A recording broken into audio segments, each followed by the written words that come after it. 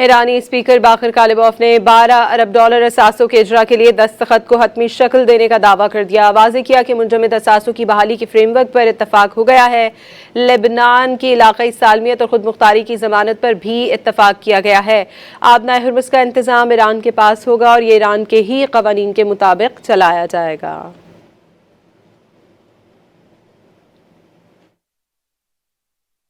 خب ما طبیعتاً برای اون آزادسازی در بند 11 اون 12 میلیارد دلاری که 2 تا 6 میلیارد دلاره اون باید انجام میشد. توافقش در سفر قبلی ما به دوحه این کار انجام شد. اینجا باید دیگه امضای قطعی میشد و کار انجام میشد. خب این کار انجام شد. در رابطه با بحث بند 10 ما که فروش نفت خام ما، کالای و پتروشیمی ما و مشتقات اون بود.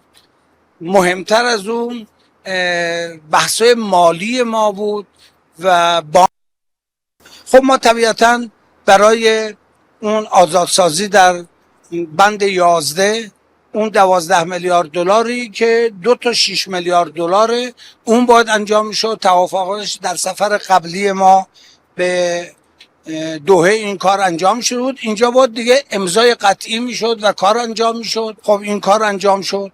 در رابطه با بحث بند 10 ما که فروش نفت خام ما، کالای و پتروشیمی ما و مشتقات اون بود. مهمتر از اون بحث‌های مالی ما بود و خب ما طبیعتاً برای اون آزادسازی در بند 11 اون 12 میلیارد دلاری که 2 تا 6 میلیارد دلاره اون باید انجام میشد. توافقش در سفر قبلی ما به دوحه این کار انجام شد. اینجا باید دیگه امضای قطعی میشد و کار انجام میشد. خب این کار انجام شد.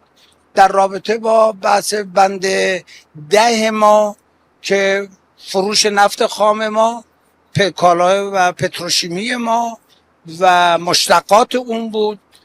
مهمتر از اون بحث‌های مالی ما بود و